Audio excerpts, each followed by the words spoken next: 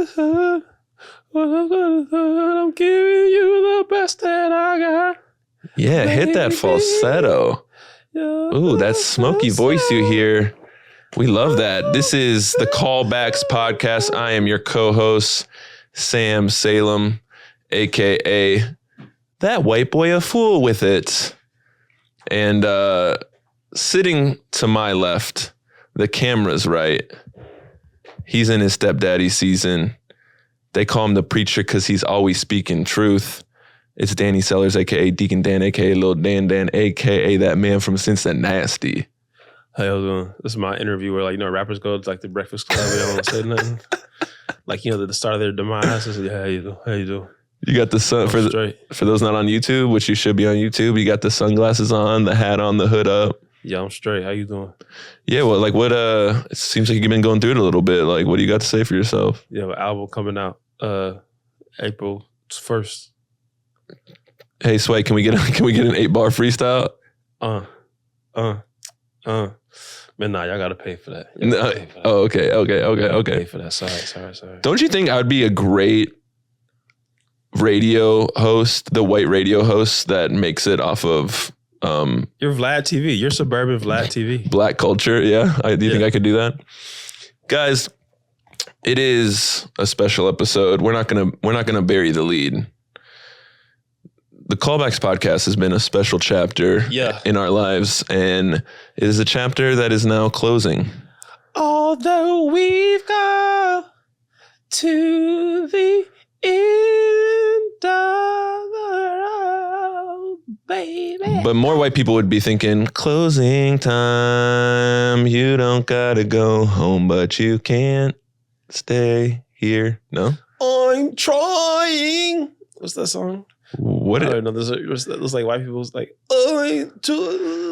am I more than you bargained for? Yeah. And we're just gonna sing the rest of the podcast, guys. This is shit's cooked. All right, guys, stop that. We're broke. We're on the verge of homelessness.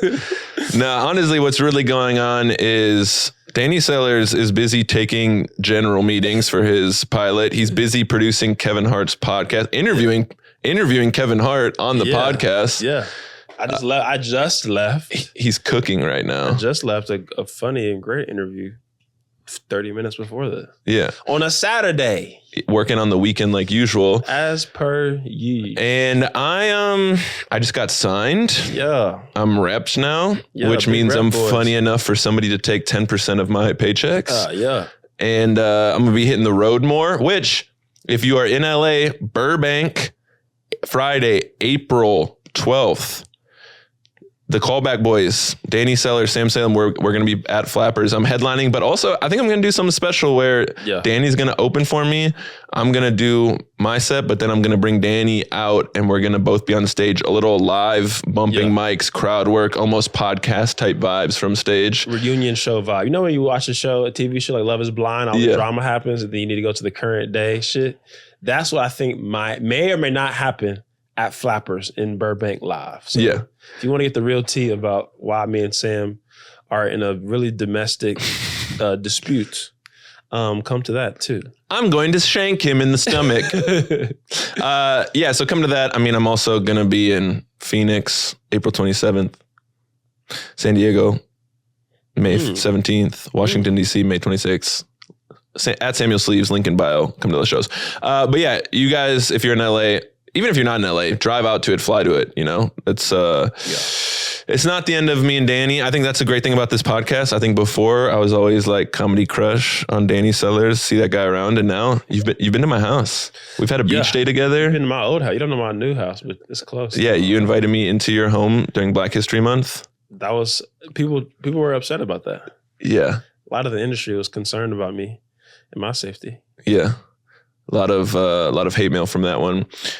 So we got to start out I'm almost going to get emotional.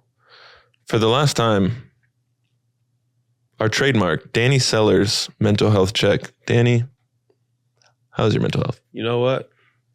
My mental health this week feels like the last day of school. You know, we did it. It's the 6th grade. You passed the test. You wore all the outfits you could wear. You got your first pube? Yeah, first pubes poking. Balls dropped a little bit more. You have a crush, but hey, you may not see her for 3 months. It's 2007 or 6. We don't have MySpace just yet, or Facebook. So there's a little bit of sadness. But you know what? Hey, life goes on, and maybe you'll see that crush soon, shortly after at the store. You'll be in aisle 4.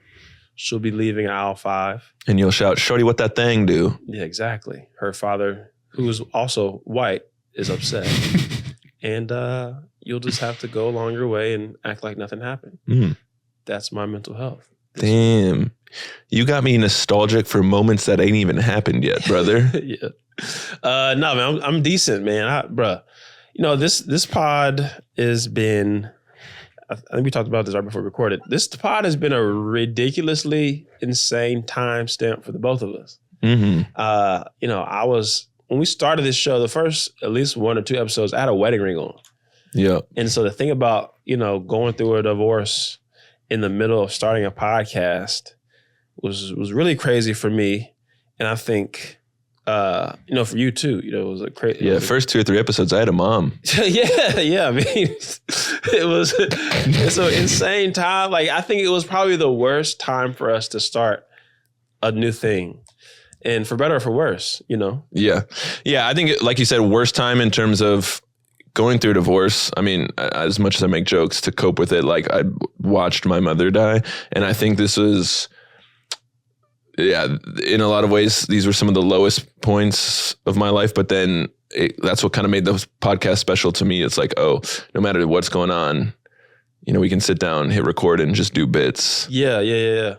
And be real sometimes. I mean, even some of the feedback, I'm so sorry I'm blanking on your name right now, but a nice young lady made a post saying like, I came because I thought this podcast was funny, but then like Danny's isms and life lessons, it feels like the big brothers I never had. And I feel like we had guests who are like, yeah, we listen to this because, or fans who listen to this because it's funny, but then we want some moments of realness sprinkled in as well, because life be messy like that. Life be super messy like that. So I think I was talking to someone earlier today about the thing. I work in podcasting. I work at some of the biggest shows, biggest people, whatever. And I saw a very different perspective on podcasting in general, and especially in Black podcasts. Well, all these shows, like Call Her Daddy, it happened too, where these podcasts break up, or they stop, or they end, or one person leaves and it keeps going. And I think sometimes people get it fucked up that just because a podcast ends means it's a failure, or something bad is happening. And you look at like a TV show, look at a show like Atlanta, or like a show like Insecure, or a show even like Seinfeld. Like they only, you get 7 seasons or 4 seasons of a show, or some of the even more recent shows like The Bear. If The Bear did 3 seasons, it's not a failure, and that's 30 episodes. Right. You're gonna call that a failure still? It's hard for a group of people, even if it's just 2, to do a thing at the same time and meet at the same place on a consistent basis. And we've got 50 episodes of the show. And I'm very proud of what we do. And I feel like people enjoyed it, and they enjoyed us. Yeah. And enjoyed the uniqueness of it. And I've enjoyed how the pod has changed over these 50 some odd episodes of like interview based, having that structure to like us being comfortable with like just sharing what's going on in our lives and having funny bits in that way too. Riff City. I agree. I think it's it has been fun to how it's changed. And I think it kind of been a microcosm of, I always think like your biggest strength is your biggest weakness. And I was that kid in PE class that was like, this is so much fun that we're playing sports. But then I was like, these are the rules and these are how you have to play. And then kids would get mad at me for being a tryhard, and they're like, yo, chill out. Like you're ruining the vibe for everyone. Yeah. And I think I came to this podcast like, okay, we got to have the deep dives every time, and we got to do it this way. And like slowly it's evolved. I think people, y'all that do listen consistently, it's like you're here to listen to Danny and I, not necessarily because of some structure. And so I feel like it's allowed me to be like, it's okay for things to kind of ebb and flow and not be the same every single time. And I feel like we've always kind of kept a structure that feels. A lot of people have no structure. Right. So I think, our lack of structure is like still, structured and having segments and shit like that. But it's kind of messed up that a lot of people are like, yeah, my favorite part is when Danny makes Sam feel bad for being white. Well, as it should. What's up with that, guys? As it should. Huh? Your people have done enough. Trust me. 25% error, baby. Oh, I forgot about that.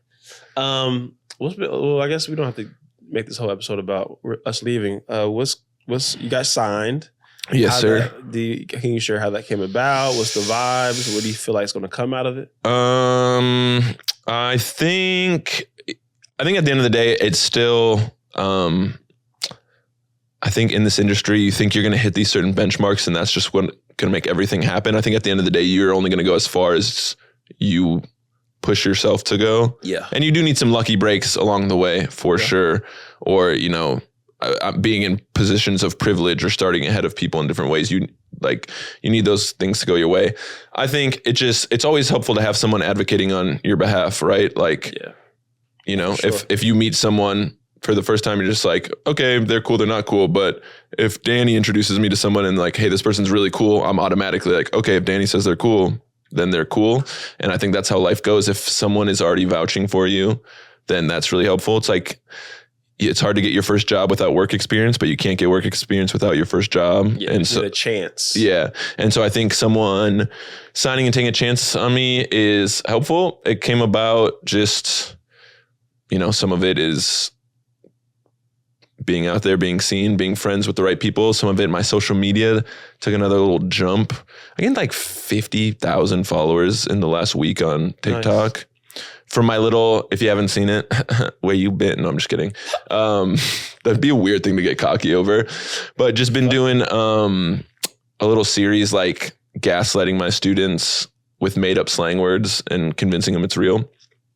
But what's funny is it kind of started to become real because I've had friends in corporate jobs texting me like, yo, I just heard one of your slang words. Someone like slipped it into a meeting and they had no idea I knew you. Or a former boss of mine texted me that. Or I've subbed at a school I hadn't been to before and I hear a kid saying it. And then it made it all the way to SportsCenter. That's crazy. Yeah, like Also, I feel like, do people appreciate SportsCenter like our generation does? I think here's the interesting. So shout out my guy Gary, the anchor who dropped my slang words, aka at the Kimchi Poppy on socials. Mm-hmm. I think what he's doing is bringing like Gen Z and younger, and even some millennials appreciating SportsCenter again, because, I'm not on Snapchat really anymore, but Snapchat has like they have like shows on Snapchat, like on the Discover page, and SportsCenter has like their Snapchat show. And I think he was the SportsCenter anchor for Snapchat. Oh, wow. Okay. And I think he did so well on that and like was so engaging that now he's the weekend, he's the weekend SportsCenter anchor Saturday, Sunday mornings. And so I think people like him, I think he has a finger on the pulse. Like, oh, he sees one of my videos. All right, this has 14 million views on Instagram, 12 million views on TikTok. Yeah.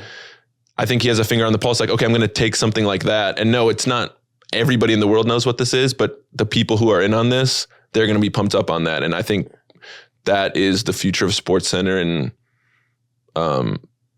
ESPN in general, sports in general. Is finding those. Yeah, is like everything is so broken up these days. There's not just the Johnny Carson show that everybody watches. So it's like taking bits and pieces of the internet and pop culture and sprinkling them into shows like Late Night and SportsCenter. It's just going to get more and more people excited about it because then, and I'm not, of course, I'm flattered that it was my thing, but I've seen SportsCenter or Tonight Show or whatever do stuff like this before where the people who commented and shared my video now feel like they're part of that slang. And then they see it on SportsCenter and they're like, oh my gosh, I helped get this on SportsCenter. I am part of this. And that's what gets them excited. And so now they're kind of like locked in on SportsCenter. Well, it's interesting. You look at like back in the, we were kids, mid to early 2000s, you start seeing, the black anchors, the Stephen A. Smiths, Chris Broussard. What's my man that passed away? Alpha.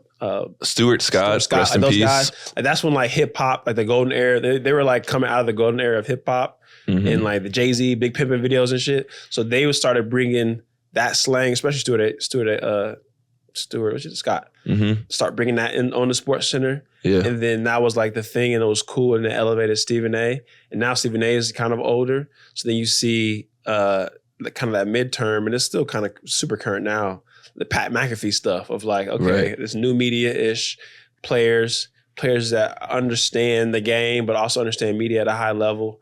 And I watch Pat McAfee show almost pretty much every day instead of, I'll catch a little bit of First Take, like the end of First Take, but then if I'm not like on a call, I'll watch Pat McAfee shit every day because it's just funny. It's a mix between getting the real news, but also just bridging those worlds.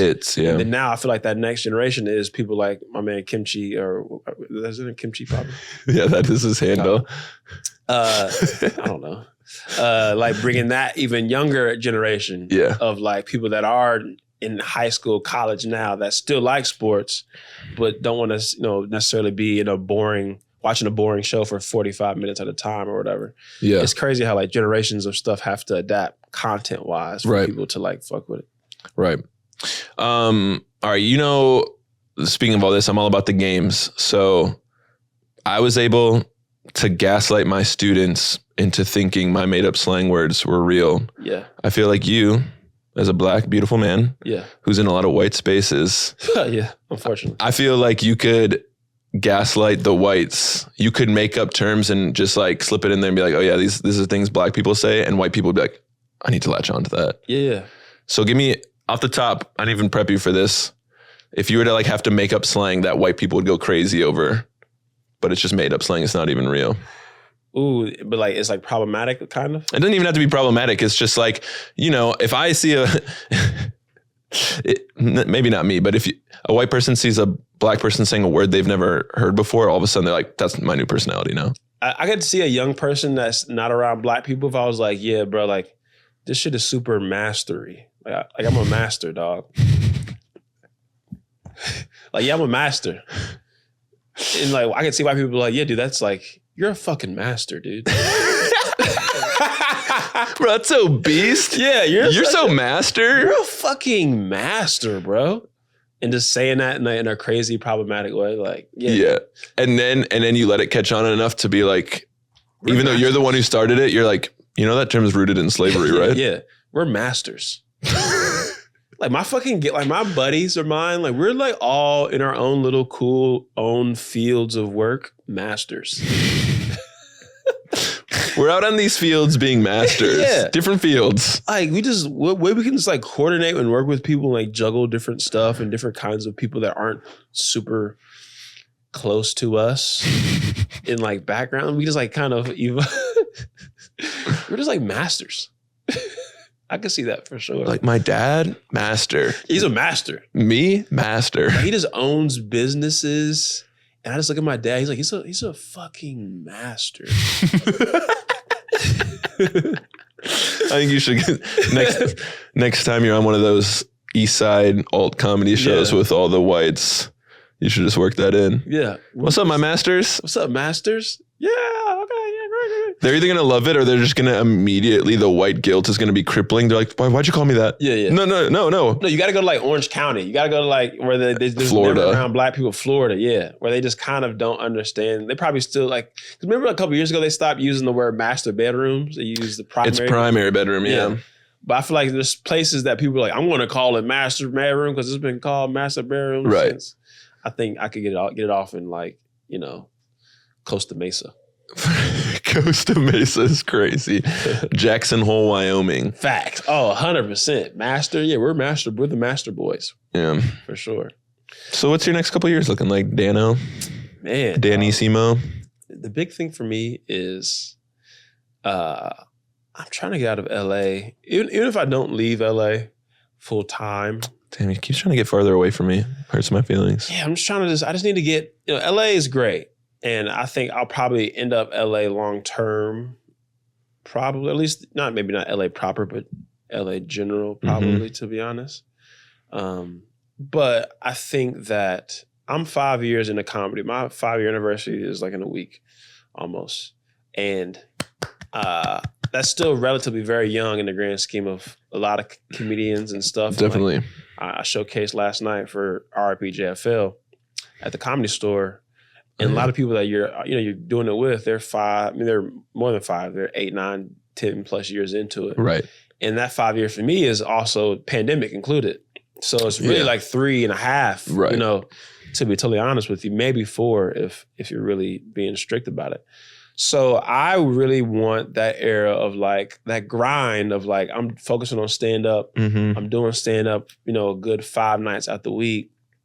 I'm doing 10 plus shows a week, and I'm just getting my reps in and getting better. And I know that I'm really good at stand up, but if I want to be one of the best in the world, I need to have those reps. So I think this next year, I'm going to try to maximize as much as I can out of LA. Because last year, I feel like I kind of did that in certain ways, but I did in other ways. Like pound for pound, doing this. Those 2 things alone are, big feats to overcome. Yeah. So really just trying to figure out LA specifically, doing more sketches, doing more shorts. I'm doing a short next month. You've been in your actor bag lately. Yeah, just trying to like exhaust all those options so that if I do leave, or if I do decide to spend less time here, it's because I know that I need to go to New York for stand-up and focus on stand-up. Right. Versus just running away from problems or like, this sucks, I'm leaving. Yeah. Without taking advantage of it. Definitely. I love that. I think it's big. I think it's going to be a big 5-year stretch for you. And it's also like perfecting behind the camera too. Like I'm directing Leonard Smith Jr. special. I think we might have talked about that. So that's exciting. That's cool. Got some dope shit coming out for that, to announce some shit for that. So just trying to really like show the industry and my peers that like I'm one of them ones in multiple different levels. Yeah. On stage, directing, writing. That's kind of like my big goal. I don't want to be like pigeonholed to just 1 or 2 things, to be honest. Right. You want to be in a lot of different spaces. But it gets scary though, because you can also find yourself being a master of none, and I don't want to do that either. Yeah, like spread too thin. Yeah, but there's a game, like you see people like Donald Glover, aka Childish Gambino. I mean, he's just rap alone, incredible, singing, great, but then also acting, sketch, stand up, directing, producing, writing shows. So you see, or even Bo Burnham. Bo Burnham used to just be a kid who sang problematic songs on his keyboard in his bedroom and uploaded it to YouTube. And now he's directed Chris Rock special. He's written a show that was on MTV. He's written a movie that really resonated with like young people. So, anyway.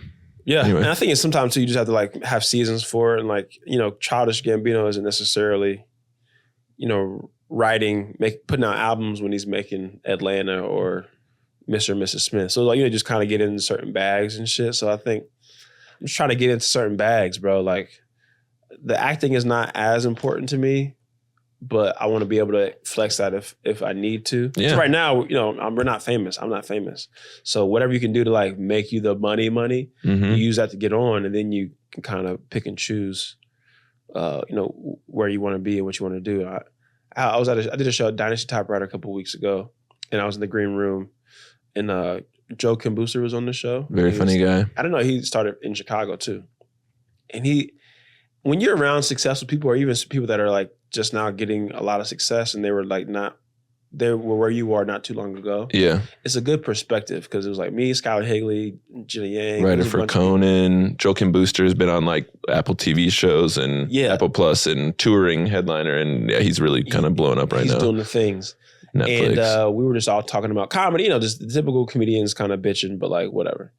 And he started in Chicago too. He was just saying like, I was talking about auditioning and writing and all this kind of stuff, and how LA kind of sucks comedy right now, and just juggling it all. He was like, honestly, like it sounds fucked up, but like that's kind of just is what it is. Like I got to where I'm at not because I am just the most talented. I mean, he's talented, but he was just like, I just outworked everybody and just consistently did the things. And it kind of like, it was a good like little level set of like, yeah, bro, you get to do these things. You get to fucking audition for an Apple TV show. It's a privilege, You get to, audition for this Netflix show. Like even if you do 100 of them, you don't get it. So you still get to do these things. And at a certain point, you wish you would have been able to at least see the fucking sides in the script of this cool show. And stuff like that. Definitely. Like 10 years ago, you would be so excited about that. so, you know, it was just one of those, as I think about this next chapter of like finishing this show and like even this year as 2024 is like underway, it's like, what's my perspective on the industry and how do I approach it in like a healthy way? So I'm not always salty when things don't go my way. And like JFL ending and all that kind of stuff, it's like, ooh, okay, let me refocus my energy on stuff. Yeah, definitely. Makes sense. Yeah. You can ask me my 5. What's going on for my next 5 years? Thank y'all for listening. No. I think first and foremost, I want to make good enough friends with another Black person that's willing to go on record on being my friend in a very public way, like a podcast. Well, if there's any Black people who want to be on camera with me for an hour once a week. taking applications. That is crazy. Bet you don't have a fucking beautiful studio space like this, so good luck. Yeah, you're right.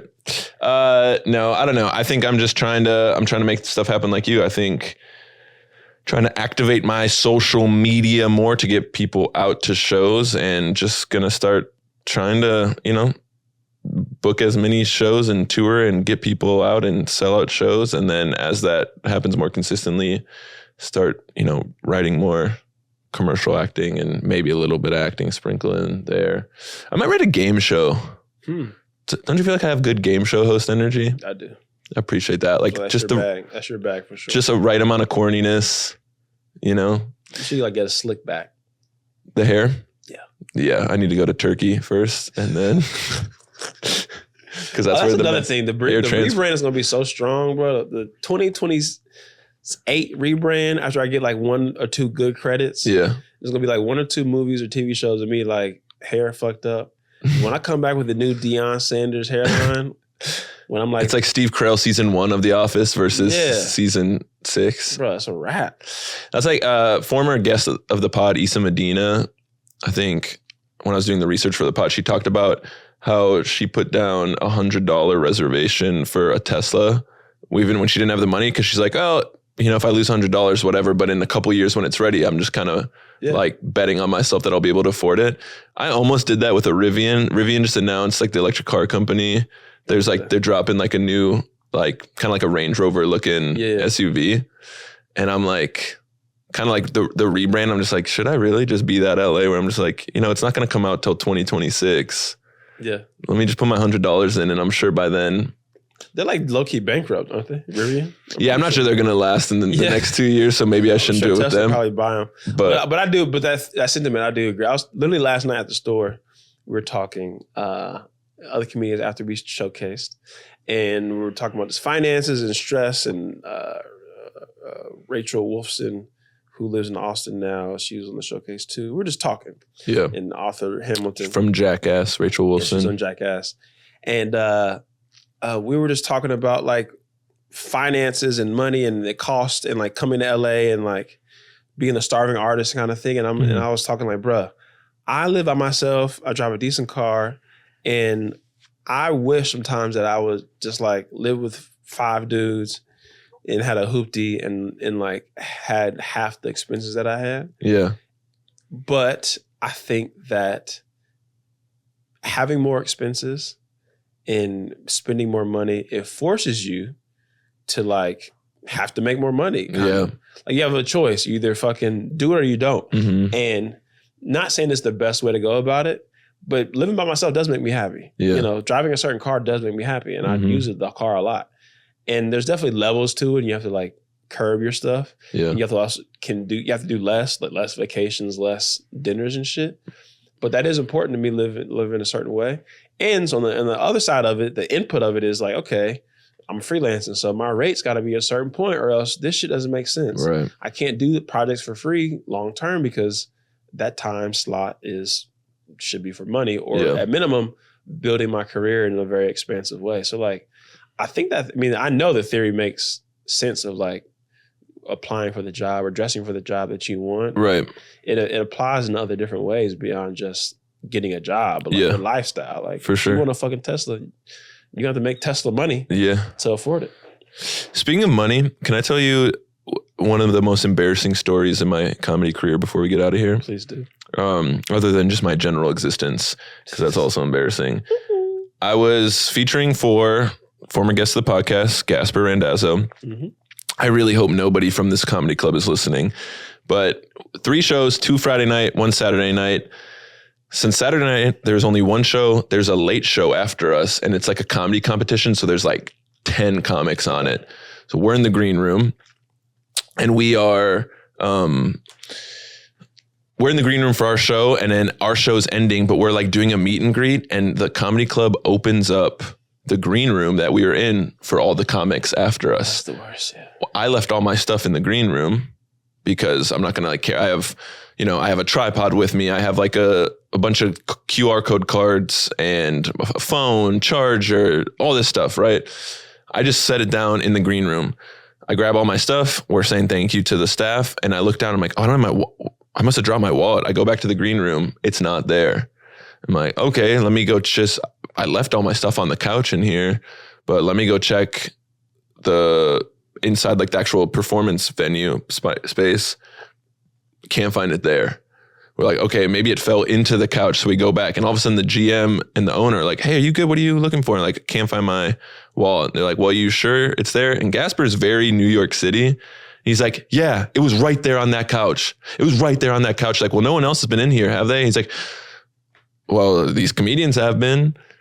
And so now we're like looking for 15 minutes, and like staff members are starting to look, and we're tearing apart the whole place. We even go outside where we did the meet and greet, look in the bush, cannot find it anywhere. And now the GM and the owner are getting like really apologetic because they're like, damn, did one of these comics like see the wallet and Gasper sitting there like, that dude looks suspicious. That person looks suspicious. Like to me, just because he's so like ride or die in New York City. Uh-huh.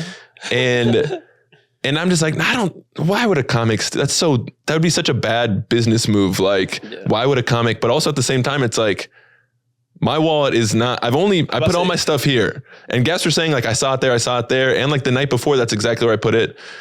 I'm checking all my pockets, everything. It's 15 minutes, cannot find it. Finally, I'm like, oh damn, let me just go check my car again, just to be sure. Bro, I go back to my car. I never brought my wallet inside. It had fallen out of my stuff and was just like in the center console. But at this point, I feel really, really guilty about it. I lost sleep over it. But I'm like, bro, this has been like turned into such a thing where it's like, we can't find. And I was like, even saying to the GM, I was like, nah, I mean, I didn't have that much cash in it. The cards will just cancel. I mean, I guess it's just inconvenient to have to get a new license, but I'll just cancel it all. And it's like gotten to that point. Yeah. I'm like, I can't just be like, oh, it's in my car. So I'm like, let me go check where we did the meet and greet one more time. And I walk back, and it's like outside, out this back door. And I just threw the wallet in the bushes. And then I get down and pretend like in the bush. I'm like, oh my gosh, it's right here. That's crazy. And the craziest part is, at restaurants, the GM and like servers and all, they have like their earpieces in just to communicate like, oh, we're low on this. This people came in late, seat them. The GM sees me go, oh, I found it. Goes, oh my gosh, thank God. And then he goes into his earpiece and the little microphone goes, call off the code red. We found the wallet. The code. They was about to be hanging comedians. Like, you fucking. Yes, they were about to turn up this. They were about to like turn the club upside down and just go through every single thing. And I'm like, oh, I'm so relieved. Sorry, guys, my bad. And then I just got out of there and drove away as fast as I could. You are a psychopath, but also, if you made that much of a stir about it, then that's all you could have done. I mean, I think the good honest thing would have been, hey, I made a mistake, but I just felt so awful. Either way, I mean, yeah, you could have just bit the bullet. And honestly, I'm a coward. Yeah, I mean, you saying this, and maybe it'll get exposed. Who knows? I mean, it's funny.